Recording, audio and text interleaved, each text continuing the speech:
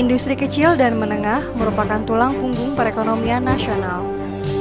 Meskipun kecil dalam skala jumlah pekerja, aset, dan omset, namun kelompok industri ini telah terbukti menjadi yang paling bertahan dalam menghadapi krisis ekonomi.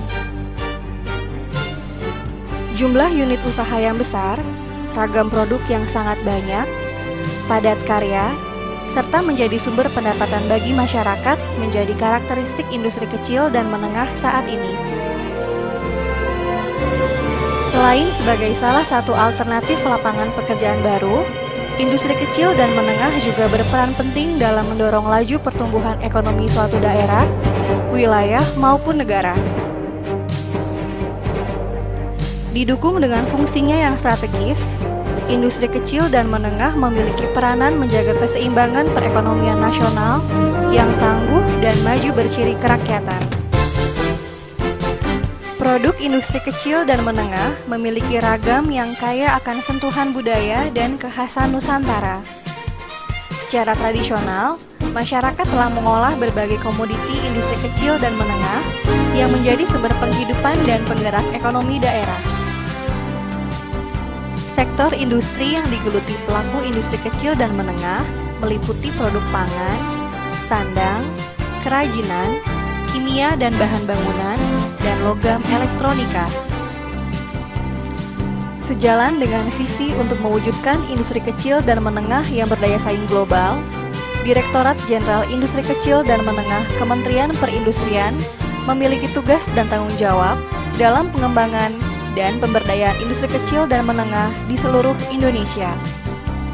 Organisasi yang menangani industri kecil dan menengah di Kementerian Perindustrian telah beberapa kali mengalami perubahan nomenklatur.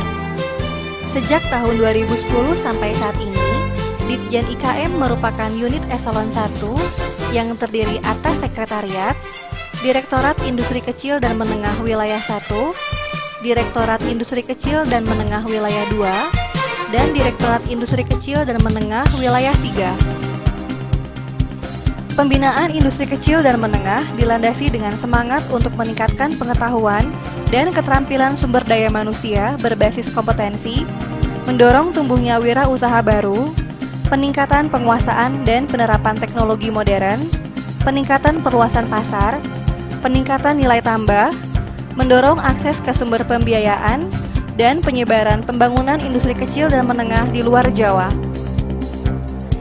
Sebagai perwujudan komitmennya, Ditjen IKM telah menyebarluaskan berbagai program dan kebijakan berupa pengembangan One Village One Product atau OVOP, klaster dan sentra, penumbuhan wirausaha baru, bantuan mesin dan peralatan, fasilitasi pameran baik di dalam maupun luar negeri, pelatihan teknis, kerjasama kelembagaan, promosi media dan layanan publik, hingga pembinaan industri kecil dan menengah di pelosok dan perbatasan.